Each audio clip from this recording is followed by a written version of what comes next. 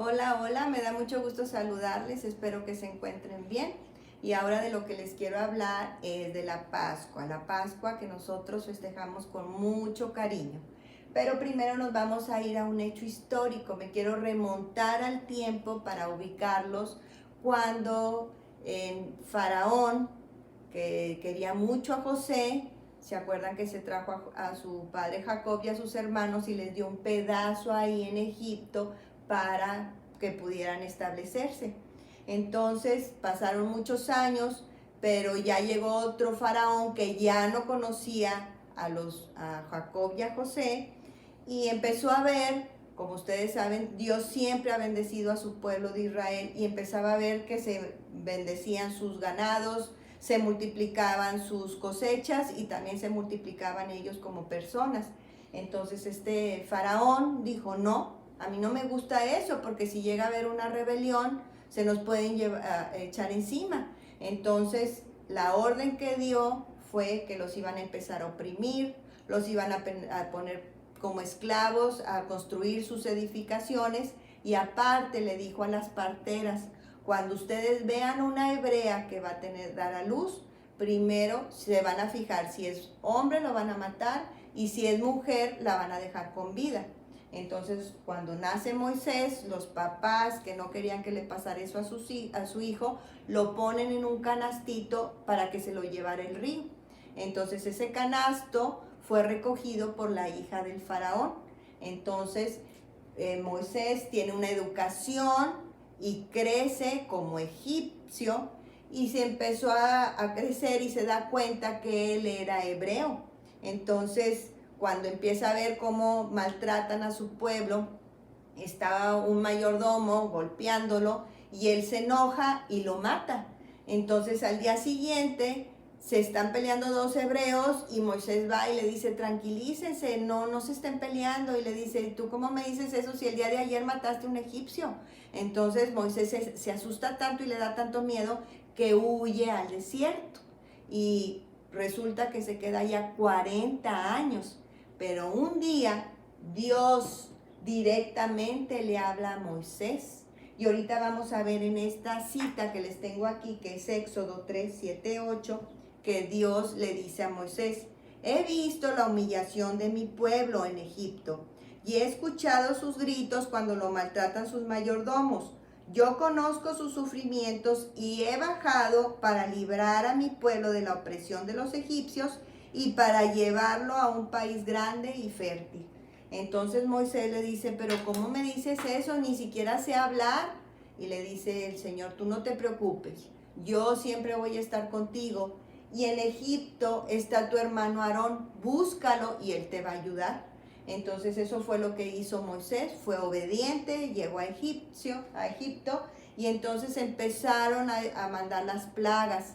Empezaba a mandar una y le decía el Señor, ahora vas a mandar otra, y sin embargo cada vez el faraón iba endureciendo su corazón. Pero todo eso lo tenía Dios bajo su control, porque él quería que pasaran esas 10 plagas que llegaron a Egipto para que derribara cada uno de los dioses egipcios y que su pueblo, y a lo mejor también egipcios que estaban allá, se dieran cuenta que el único y poderoso era nuestro Dios. Entonces así lo hizo y cada vez pasaba uno y ya la última noche le dice Yahvé a Moisés, esta noche vas a hacer lo que yo te diga, voy a mandar la última plaga. Y la última plaga es que van a fallecer todos los primogénitos de cada familia. Y Moisés le dice, ¿cómo me dices eso? ¿Qué le voy a decir yo a todos mis hermanos?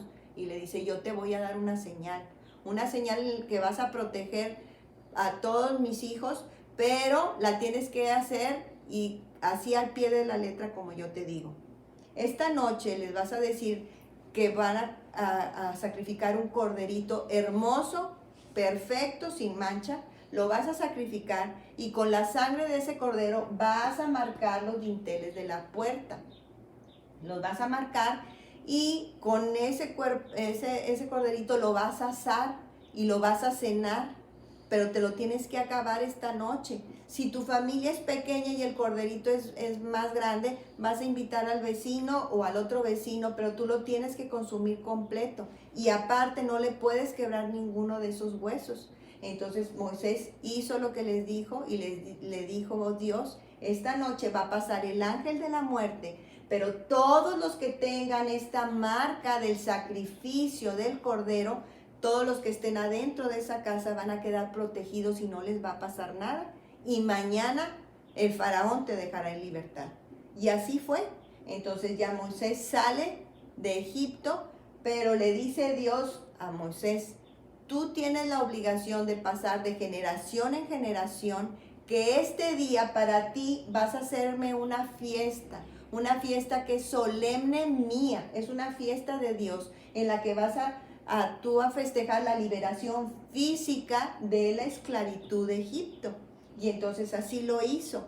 Y después, ahora nos vamos a remontar 2000 años después, cuando Dios manda a su Hijo Jesús aquí a la tierra a hablarnos de su reino.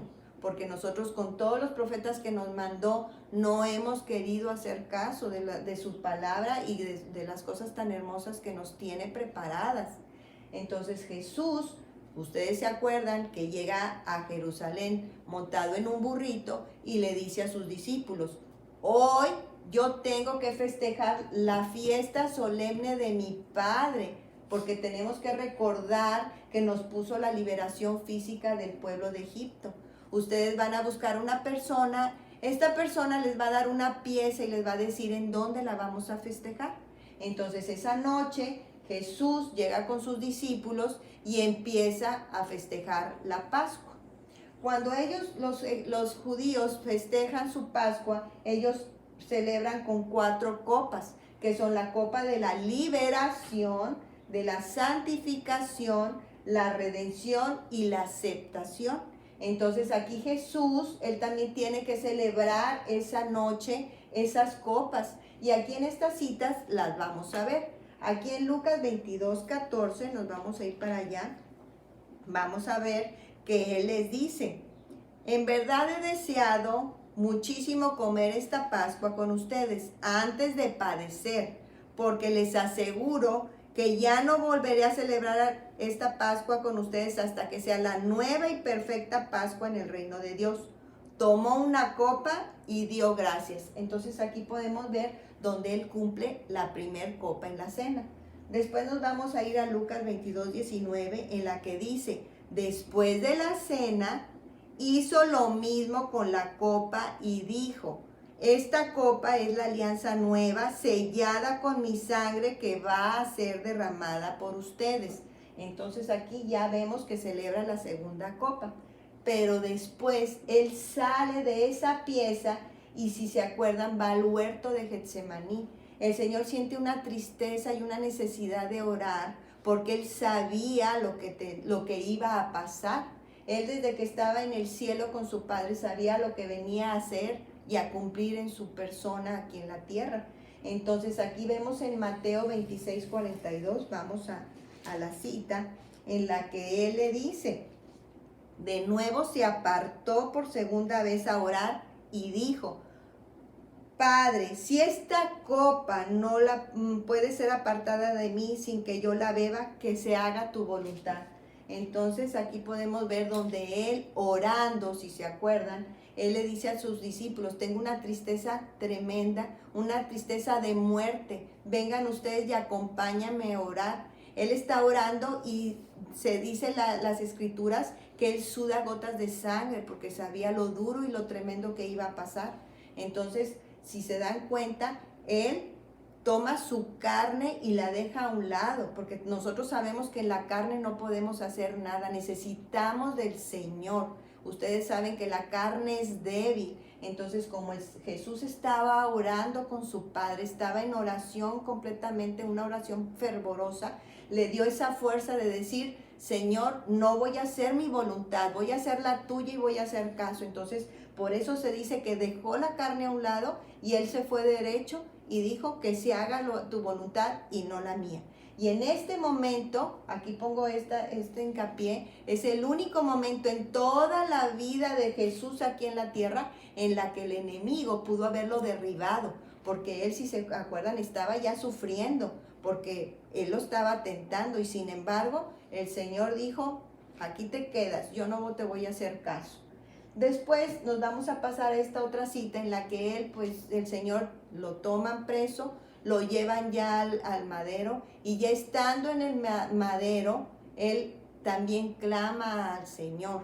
Entonces aquí nos vamos a ir a la siguiente, si se fijan queda todavía pendiente otra copa, pero aquí vamos a ver en Mateo 27:6, que dice, 27:46, él dice, Dios mío, ¿por qué me has abandonado? Entonces podemos ver, fíjense muy bien cómo él no le dice, Padre, Padre, le dice, Dios mío, porque ahí es el único momento en el que su padre se despega de él, lo deja solo, lo tiene que dejar solo, porque es algo que Jesús tiene que afrontar por sí mismo. Imagínense si nosotros como padres mortales nos ponemos tristes y sufrimos cuando vemos sufrir a nuestros hijos, a nuestro familiar o hasta a los amigos, hasta las personas que ni conocemos, nos ponemos a orar cuando vemos el sufrimiento de ellos, que no quisiéramos que pasara por eso. Imagínense el padre que ya sabía de antemano lo que él estaba viendo, lo que le estábamos haciendo a su hijo. Entonces en ese momento él ya deja de ser su padre y es su juez, por eso él le dice, Dios mío, no le dice Padre mío, le dice Dios mío, ¿por qué me has abandonado? Y entonces aquí podemos ver cuando ya después de que él lo ve y lo tiene que dejar porque es algo que él solo tiene que cumplir, en la última copa él dice, tengo sed, ¿se acuerdan? Entonces aquí vamos a ver en Mateo 27:48 que él dice, tengo sed, y una persona corre, empapa en vinagre una caña y se la pone en la boca. Y entonces Jesús, gritando de nuevo, con voz fuerte, dijo, consumado es, y entregó su espíritu.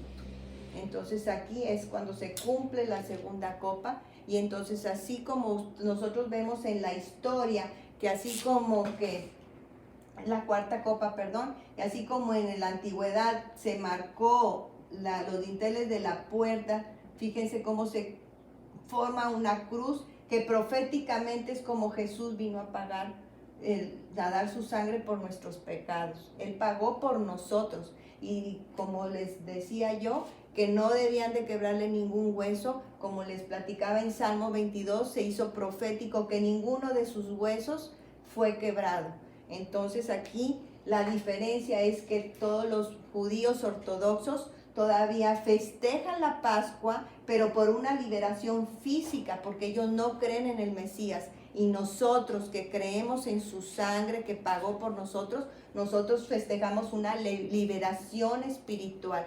Entonces imagínense que así como pasaba el ángel de la muerte y todos los que estaban atrás de esa casa quedaban cubiertos, ahora nosotros estamos cubiertos, todos los que creemos en Jesús, que vino a pagar, a hacer el sacrificio vivo en su carne, nosotros estamos cubiertos con esa sangre para tener vida eterna. Y nos dio la liberación espiritual, y eso es lo que festejamos.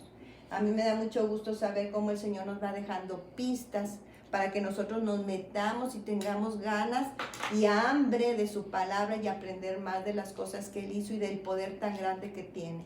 Entonces me da mucho gusto saludarlos y espero que les haya gustado el video del día de hoy. Que Dios los bendiga.